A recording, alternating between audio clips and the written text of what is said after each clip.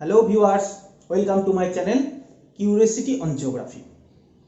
আমি এর আগের ভিডিওতে সি ফ্লোর স্প্রেডিং বা সমুদ্রবক্ষের বিস্তৃতির ধারণাতে বা তার প্রমাণগুলোতে আমি বলেছিলাম যে পুরাচুম্বকত্ব বা প্যালিওম্যাগনেটিজমের একটা ধারণা আছে, সেটা এই তত্ত্বকে সাপোর্ট করে।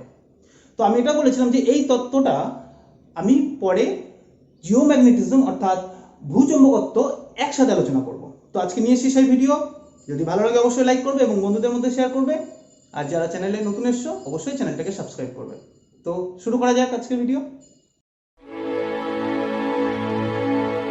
তাহলে প্রথমে এই পুরাচুম্বকত্ব বা প্যালিওম্যাগনেটিজম এটা বোঝার আগে আমাদের জানতে হবে যে ভূচুম্বকত্ব বা জিওম্যাগনেটিজমটা কি। তো এর আগে একটা বিষয় বলতে হয়, যেটা এই পৃথিবীর যে ম্যাগনেটিক ফিল্ড বা চুম্বক ক্ষেত্র সৃষ্টি হলো কিভাবে এবং কোথায়, সেটার জন্য আমাদের একটু আগে বিষয়ে ফিরে যেতে হবে, পৃথিবীর অভ্যন্তরীণ গঠন। সেখানে একটা বিষয় জানবো যে পৃথিবীর একদম বাইরের অংশটাকে আমরা আর্থ ক্রাস্ট বা ভূত্বক বলে জানি। তার নিচে সান্দ্র অবস্থায় থাকা সেটা হচ্ছে ম্যান্টেল বা গুরুমণ্ডল। তার নিচে পৃথিবীর কেন্দ্রে অর্থাৎ কেন্দ্রকে বেষ্টন করে যে স্তরটা রয়েছে সেটা হচ্ছে কোর। এই কোর বা কেন্দ্রমণ্ডল এটা সাধারণত দুটি আলাদা আলাদা স্তরে বিভক্ত। তোমরা আগের ভিডিওতে সেটা নিশ্চয়ই ভালো করে বুঝেছো। তো এই কোরকে দুটো ভাগে ভাগ করা হয়। একটা হচ্ছে অন্তঃকেন্দ্রমণ্ডল বা ইনার কোর, একটা হচ্ছে বহিঃকেন্দ্রমণ্ডল বা আউটার কোর। ওকে, এবার বিষয়টা হচ্ছে যে উপাদান পৃথিবীর অভ্যন্তরীণ ঘটনায় যে উপাদানগুলো জেনেছো, তার মধ্যে কেন্দ্রমণ্ডলে সবচেয়ে কি বেশি থাকে না, লোহা এবং নিকেল, অর্থাৎ ফেরাস বা নিকেল, একে সংক্ষেপে নিফে বলা হয়। এই স্তরটাকে তোমরা জেনেছো আগে। এবার প্রশ্নটা হচ্ছে এই যে বহিঃকেন্দ্রমণ্ডল, এই বহিঃকেন্দ্রমণ্ডলটা তরল অবস্থায় রয়েছে, আর অন্তঃকেন্দ্রমণ্ডল পৃথিবীর সবচেয়ে কঠিন স্তর। কিন্তু এবার প্রশ্ন হচ্ছে কেন এটা হলো?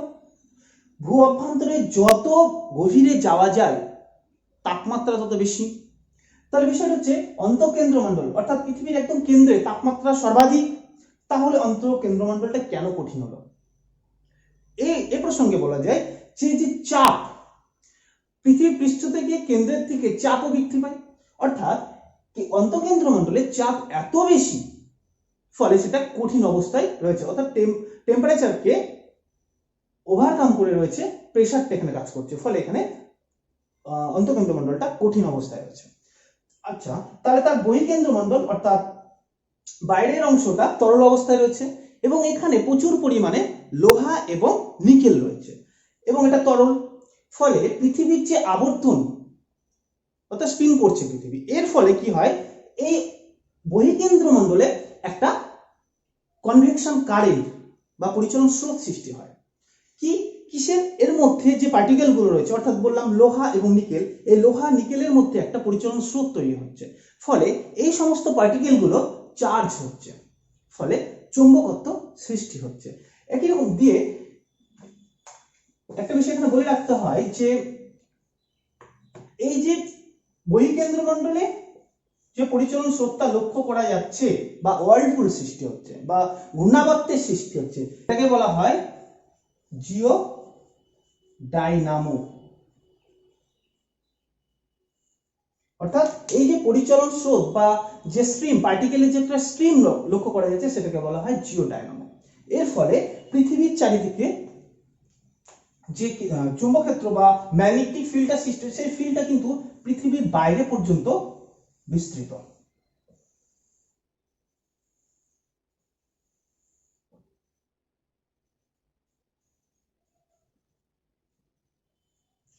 এই ম্যাগনেটিক ফিল্ড তোমরা হয়তো জানো, বায়ুমণ্ডলের সর্বোচ্চ যে স্তর ম্যাগনেটোস্ফিয়ার তত পর্যন্ত বিস্তৃত।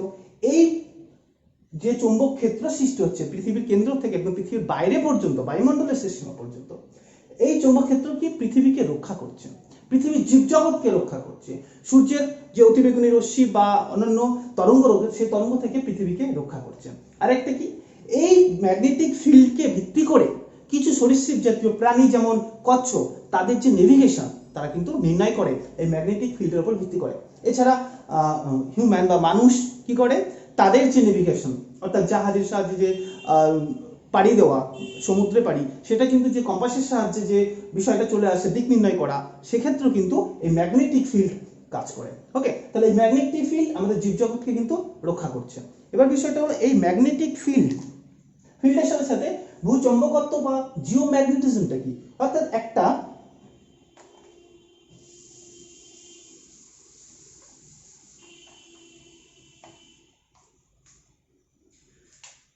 চুম্বক শলাকার, তোমরা হয়তো ভৌত বিজ্ঞানে পড়েছো, একটা চুম্বক শলাকার যেমন নর্থ পোল সাউথ পোল থাকে, পৃথিবীর ভিতর যে চুম্বক ক্ষেত্রটা তৈরি হচ্ছে তারও একই রকম ভাবে নর্থ পোল সাউথ পোল সৃষ্টি হচ্ছে।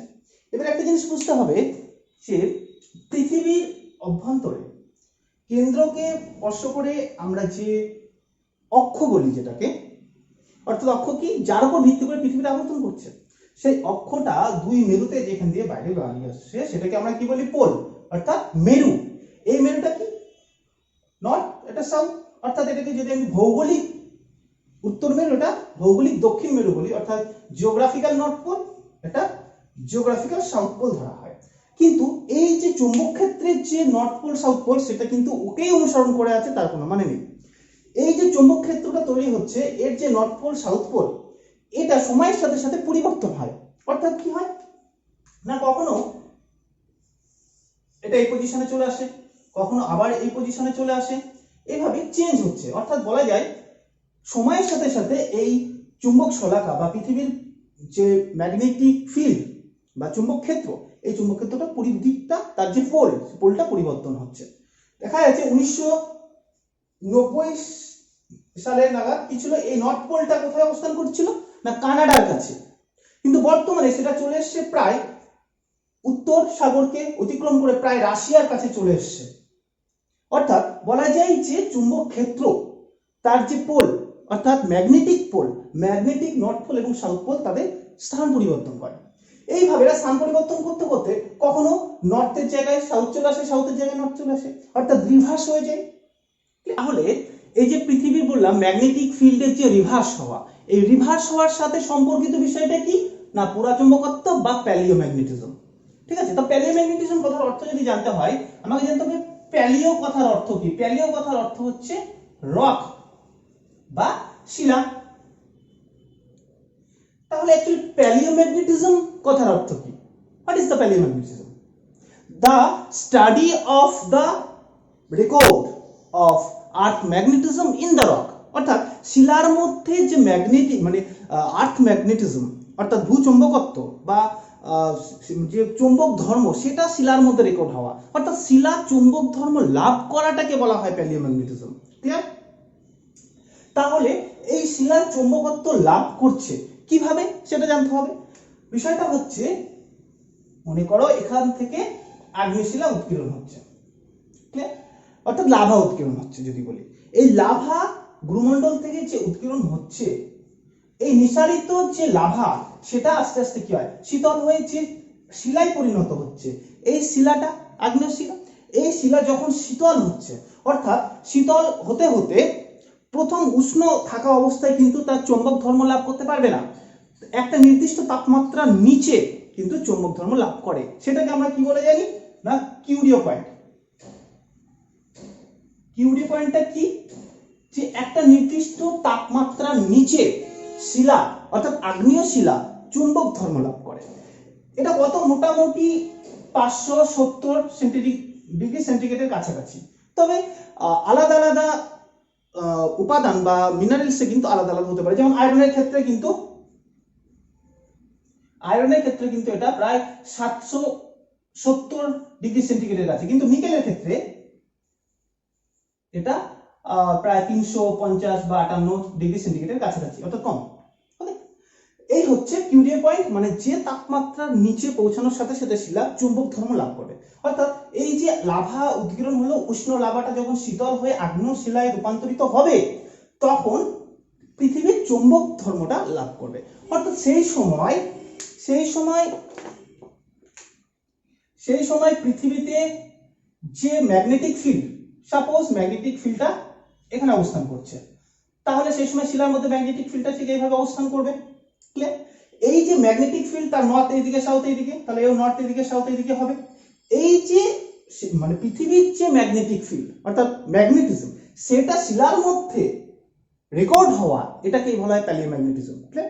এই রেকর্ড হওয়ার সাথে সাথে এর সাথে তাহলে সি ফ্লোর স্প্রেডিং এর কি সম্পর্ক সেটা এবার দেখতে হবে।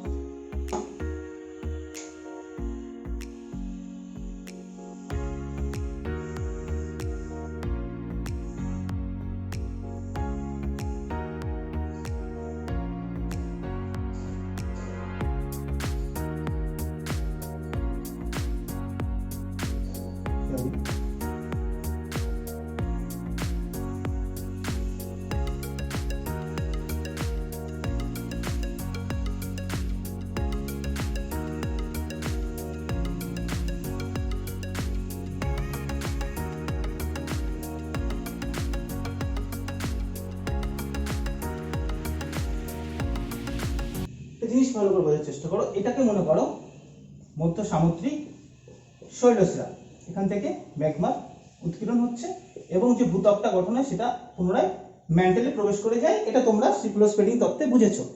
বিষয়টা হচ্ছে এই সি ফ্লোরিং হ্যারি হেস 1960 দশকে যে সি ফ্লোর স্প্রেডিং তত্ত্বটা দেন সেটা কিন্তু 1963 সালে Vine, Andrews Vine and Matthews নামক দুজন ভৌগোলিক একটা নতুন তত্ত্ব, সেটা হচ্ছে প্যালিওম্যাগনেটিজমের ধারণা কিন্তু 1963 সালে ভাইন এবং ম্যাথিউস দেন। এই ধারণার প্রেক্ষিতে সেই সি ফ্লোর স্প্রেডিং এর তত্ত্বটা কিন্তু আরো জোরদার সাপোর্ট পায়। ওকে, তো বিষয়টা কি কি এই প্যালিওম্যাগনেটিজম? যে মধ্য সামুদ্রিক শৈলশিলা অঞ্চলে যে নতুন শিলা বা লাভা উৎপন্নের ফলে যে নতুন ভূত্বকটা গঠিত হচ্ছে, সেই নতুন ভূত্বকটা পুনরায় আবার লাভা উৎপন্নের ফলে পাশে সরে যাচ্ছে। অর্থাৎ একটা একটা আলাদা আলাদা যে বলয় সৃষ্টি হচ্ছে, শিলার যে বলয় সৃষ্টি হচ্ছে, দেখা যাচ্ছে যখন এই যে স্তরটা সৃষ্টি হলো তখন যে geographic north magnetic north pole যদি এই দিকে নির্দেশ করে, তাহলে এটা তো মাঝখান থেকে দুটো ভাগ হয়ে যাচ্ছে। অর্থাৎ এটা ভাগ হয়ে যখন সরে যাবে, ওরা যখন এখানে থাকবে তখন সেটা কি এই যে নর্থ পোলটা এইদিকে নির্দেশ করবে। পুনরায় পরবর্তী সময় যখন আবার এখানে নতুন ভূত্বক সৃষ্টি হবে, সেক্ষেত্রে ম্যাগনেটিক পোল দেখা যাচ্ছে নিচের দিকে, নর্থ ডিরেকশন দেখা যাচ্ছে। তাহলে এই যে তাহলে পরবর্তী সময় কি হবে, এটা সাউথটা এইদিকে হবে। আমি যদি এটাকে অন্য কালি দিয়ে দেখাই ভালো বুঝবে।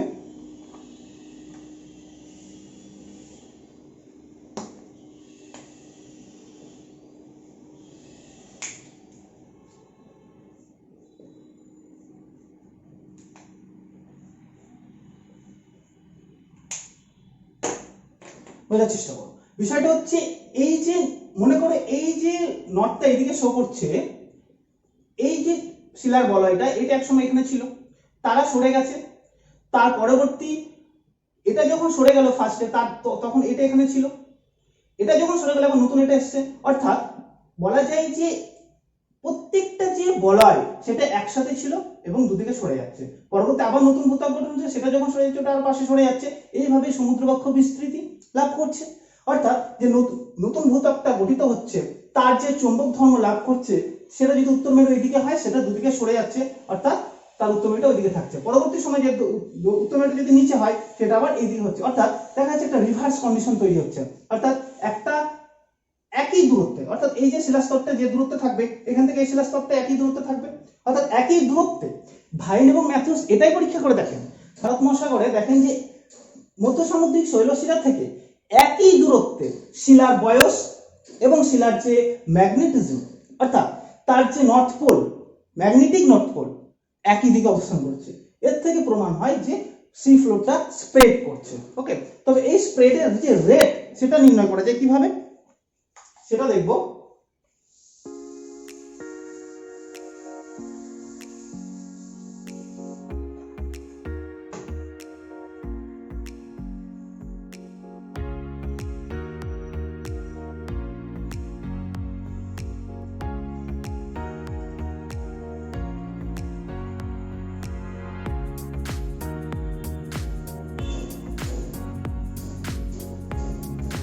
অর্থাৎ মধ্য সামুদ্রিক শৈলশিরা থেকে এই যে একটা শিলা বলয় যে সরে গেছে, এদিকে একটা শিলা বলয় সরে গেছে, তো এর থেকে যে একটা দূরত্ব, এর থেকে এটা সমুদ্রতে অবস্থান করছে, এটাও সমুদ্রতে অবস্থান করছে, এই দূরত্বকে যদি আমি ডি ধরি, অর্থাৎ যে একই সময়ে যে ম্যাগনেটিক স্ট্রিপ বা শিলা বলয়গুলোকে কি বলা হয়?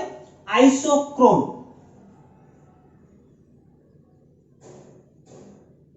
অর্থাৎ আইসোক্রোন কি বলা যায়? যে magnetic strip of same depth. বুঝা গেল? অর্থাৎ একই সময়ের ম্যাগনেটিক স্ট্রিপগুলোকে কি বলা হয়? একটা আইসোক্রোন বলা হয়। আর এই দুটো মধ্য সামুদ্রিক শৈলশিরা থেকে এই যে আইসোক্রোনগুলোর যে দূরত্ব, সেটাকে যদি আমি ডি ধরি, তাহলে এই আইসোক্রোনের একটা এজ নির্ণয় করা যায়। এজটাকে কি বলবো তাহলে? আমি সময় যেটা নির্ণয় হচ্ছে, তাহলে কি টি ধরতে পারি। অর্থাৎ এজটা কিভাবে, আইসোক্রোনের এজ কিভাবে নির্ণয় করতে পারা যায়? রেডিওমেট্রিক পদ্ধতির সাহায্যে আইসোক্রোনের এজ নির্ণয় করা যেতে পারে, অর্থাৎ টি পাবো। তাহলে এই ডি, আর তোমরা সবাই আশা করি জানো যে এর যে স্পিড, কতটা গতি, মানে গতিতে প্রসারিত হচ্ছে সমুদ্র বক্ষটা, তাহলে স্পিড ইকুয়াল টু কি? ডি বাই টি, অর্থাৎ ডিস্টেন্স বাই টাইম। এটা আশা করি জানো। তাহলে এই যে ডিস্টেন্সটা এবং তার সময়টা, অর্থাৎ তার বয়সটা নির্ণয় করে কতটা স্পিডে সমুদ্রবক্ষ বিস্তৃত হচ্ছে সেটা নির্ণয় করা যায়। এই হিসাবে দেখা গেছে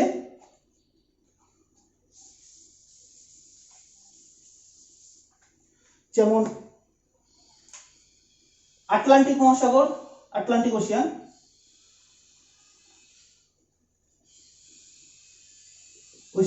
কত 4 সেন্টিমিটার পার ইয়ারে কিন্তু প্রসারিত হচ্ছে। প্যাসিফিক ওশিয়ান কত? না প্রায় 12 সেন্টিমিটার পার ইয়ারে প্রসারিত হচ্ছে। ইন্ডিয়ান ওশিয়ান কত?